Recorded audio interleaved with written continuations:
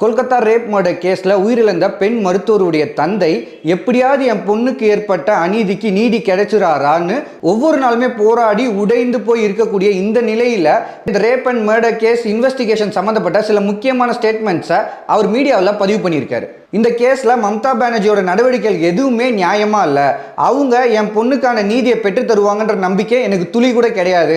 Second statement என்னன்னா, state government எங்களை சமாதானப்படுத்துறதுக்காக சில காம்பன்சேஷனை எங்களுக்கு கொடுத்தாங்க, ஆனால் நாங்கள் அதை வாங்க மறுத்துட்டோம். எங்கள் பொண்ணோட இறப்புக்கு நீதி தரணும்னு அவங்க நினைச்சாங்கன்னா எதுக்கு இந்த காம்பன்சேஷன் தரோன்ற பேச்சுவார்த்தைக்கு அவங்க வராங்க. தேர்ட் ஸ்டேட்மெண்ட் என்னன்னா, போலீஸ் இந்த இன்வெஸ்டிகேஷனை பொறுத்த வரைக்கும் இன்னைக்கு வரைக்குமே எந்த ஒரு உண்மையுமே வெளியே கொண்டு வரல. அது மட்டும் இல்லாமல் இந்த கேஸ் சம்பந்தப்பட்ட எவிடன்ஸை அழிச்சதுல போலீஸ்க்கு பெரிய பங்கு இருக்கிறதா எங்களுக்கு சந்தேகம் எழுது. இந்த இன்வெஸ்டிகேஷன்ல அவங்க காமிச்ச ஈடுபாடை விட என் பெண்ணோட உடலை எடுத்துக்கொண்டு போய் எரிக்கிறதுல ரொம்ப மும்முரமா இருந்தாங்க. ஃபைனலா ஒரு ஸ்டேட்மெண்ட்டை பதிவு பண்றாரு. என்னன்னா, அவரோட பொண்ணு படிச்ச செஸ்ட் அண்ட்